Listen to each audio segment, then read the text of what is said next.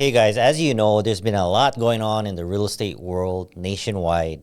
And the hot topic right now is an NAR, National Association of Realtors settlement that just took place in August last month. A lot had to do with, commissions and the sellers having to pay buyer agent commissions and having the option to negotiate or pay them in its entirety.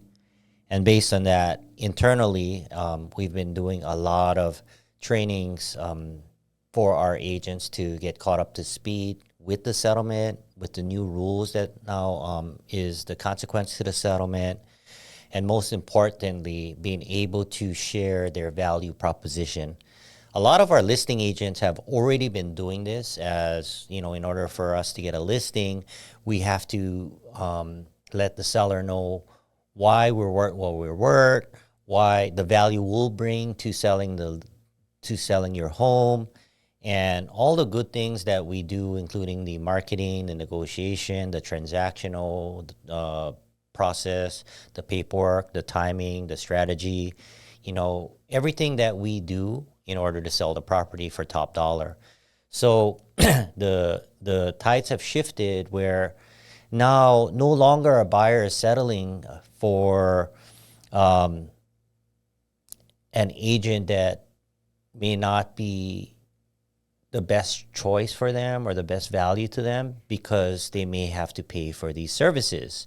And as you know, when things are not free but paid by someone else, which would be the seller, maybe you're not as critical on the service that you get from your buyer's agent. And so a lot of people, I feel, settle for their first lead, their first referral, or, my cousin's brother's auntie's niece or something like that. There's a lot of people settling for services that, or settling for, services that may or may not be on point, right?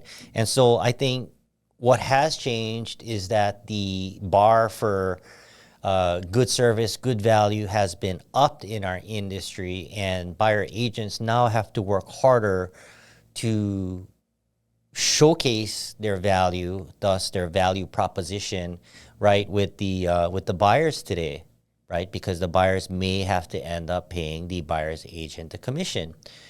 And by doing so, the realtors on the front line, I feel, have a moral obligation in our industry to share what a good buyer agent does and what it means to truly represent a buyer in general, because I think a lot of consumers may bypass using a realtor in its entirety. And, just like anyone else, people don't know what they don't know until they find out the hard way. And I think a lot of that is going to lead to a lot of lawsuits, right, by people trying to do things themselves, which maybe they're not the expert in that category. In this case, it's real estate, right? So thinking all this through and going through our trainings and talking about value propositions and what do we have and what do we, why are we worth it as a realtor to represent you, right, as a buyer? And so we've been doing a lot of these trainings and exercises, and to make this story full circle, I just came back from Arizona and I had a lot of time to listen to music. And along the way, I plugged in one of my old audiobooks. And it happened to be the original Rich Dad, Poor Dad, which I completely love and continues to motivate me today. The irony behind this book is that it was written in 2020, 24 years ago. And, all the concepts stay true today.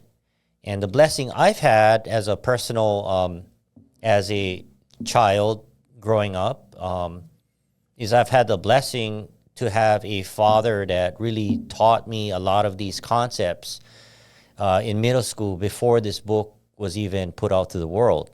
So I've had the blessing on getting a lot of this trainings on wealth and money management and cash flow and passive income and concepts of, just having your money work for you, which again is a complete blessing that my father shared with me from a very young age. Now, of course, at that age, I didn't appreciate it, as they were kind of like all forced exercises, if I may. And full circle, I'm right here in real estate, and so is my brother, happens to also own a brokerage in Hawaii. And, again, full circle, we're right in the middle of this game we call real estate, and very passionate about what we do, probably because my father planted these seeds at this early middle school age. Now, circling back to Rich Dad Poor Dad, there is 2 pages in one chapter that really, really stood out to me. And I'm like, oh my God. Everything that we've been talking about in our agency trainings was already written out in this book about the value that a good broker adds and why you should pay them a commission, or a good commission, right?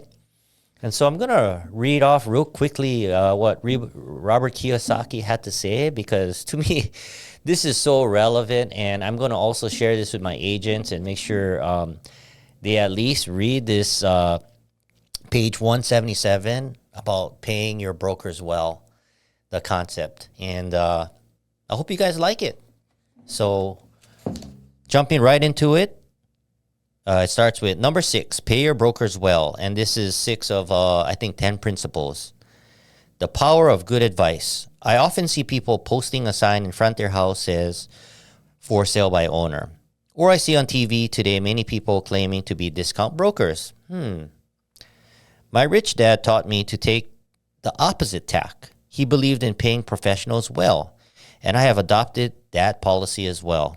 Of course, Robert Kiyosaki is saying this, not me. Today, I have expensive attorneys, accountants, real estate brokers, and stock brokers. Why, you may ask? Because if, and I do mean if, the people are professionals, their services should make you money. And the more money they make, the more money I make. We live in the informational age, and kind of funny because this was written again in 2020, 24 years ago, but it's still the same. We live in an informational age, and information is priceless. A good broker should provide you with information as well as take the time to educate you. I have several brokers who are willing to do that for me. Some taught me that when I had little or no money, and I am still with them today. When I pay a broker is tiny in comparison with the kind of money I can make because of the information they provide. I love it when my real estate broker or stock broker makes a lot of money, because it usually means that I made a lot of money. A good broker saves me time in addition to making the money, as when I bought the piece of vacant land for $9,000 and sold it immediately for $25,000 so I could buy my Porsche quicker. A broker is your eyes and ears to the market. They're there every day, so I don't need to be. I'd rather play golf. Also, people who sell their house on their own must not value your time much. Why would I want to save a few bucks when I could use that time to make more money, or to spend it with those I love? Page 2. What I find funny is that so many poor and middle class people insist on tipping restaurant help 15 to 20%, even for bad service, and complain about paying a broker 3 to 7%. They enjoy tipping people in the expense column and stiffing people in the asset column. That is not financially intelligent. That kind of hit home for me. All brokers are not created equal. Unfortunately, most brokers are only salespeople. I would say the real estate salesperson are the worst. They sell, but they themselves own little or no real estate. There is a tremendous difference between a broker who sells houses and a broker who sells investments. And that is true for stock, bonds, mutual funds, and insurance brokers who call themselves financial planners. As in the fairy tale, you kiss a lot of frogs to find one prince. Just remember the old saying, never ask an encyclopedia salesperson if you need an encyclopedia. When I interview any paid professional, I first find out how much property or stocks they personally own and what percentage they pay in taxes. And that applies to my tax attorney as well as my accountant. I have an accountant who minds her own business. Her profession is accounting, but her business is real estate. I used to have an accountant that was a small business accountant, but he had no real estate. I switched because we did not love the same business. Find a broker who has your best interest at heart. That's key too, you guys. Many brokers will spend the time educating you, and they could be the best asset you find. Just be fair, and most of them will be fair to you. If all you can think about is cutting their commissions, then why should they want to be around you? It's just that simple logic. As I said earlier, one of the management skills is the management of people. Many people only manage people they feel smarter than and they have the power over, such as subordinates in a work situation.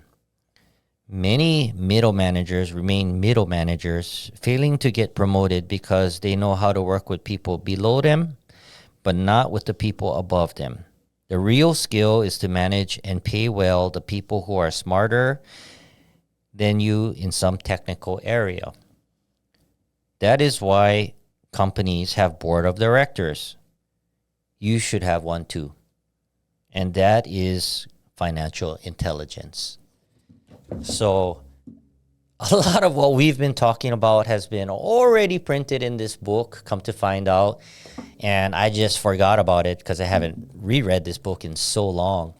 It's amazing what you can learn by, revisiting some things from the past, especially concepts that, never doesn't have a expiration date on it. They will continue to last. Anyways, I'll continue teaching this concept to all of our agents and staff. And we will be working on our value proposition because the value is there. It's just how do we share that with our consumers, with our clients, right? How do we showcase what we do and why we're relevant? And then second of all is walking the walk, right? And having a portfolio, understanding real estate, understanding passive income, understanding property management, understanding the renters side of the arena as well is so critical to understanding the entire picture. And that's what we're here for. Guys, we do this on a daily, we work with investors and we buy and sell the investments. We work with the property management and everything is gauged, calculated because you make the money when you buy the property, not when you sell it. So these type of concepts to me are priceless and we'll continue to share that kind of value and education with all of our clients. But hope this hits home for you guys. Hope this adds value. It added value to me, and I'm sure it'll add value to our team as well here at Xpand Realty. If you have any questions, reach out to me. I'm happy to, talk deeper on the topic. But if you haven't, the biggest nugget I could give you today is read Rich Dad, Poor Dad, the original one. And if not, read it, listen to it. It doesn't matter, but get the information. And then you can apply that with your experience, thus becoming wisdom. And you can pass it along for generations to come with your children, right? Or your friends and family. And the biggest flaw I have in our educational system is just this, right? Management of money, how to leverage your credit score that you work so hard to get. How do you buy a property? What's the benefits of buying versus renting? How do you manage your money, right? All of these concepts I didn't learn in school. The school that I've attended, not to say that it was a bad education. It's just focused in a different direction. And it also, a lot of those educations just really taught me how to make earned income, but not so much how to turn earned income into passive income. And that's what this is all about. 90% of all millionaires made it through real estate, guys. And it starts with the mindset and then the know-how. So read the book. It's a fun it's an easy read, and it's a fun listen if you haven't. I promise you won't be you won't be you'll be happy you did. And I promise you, I'm not selling you anything about Rich Dad Poor Dad or Robert Kiyosaki, but I found his concepts to be very spot on, and I have high respect for this gentleman right here. So you guys have a wonderful day, and I will continue to educate and talk about real estate and wealth. Thank you. Take care.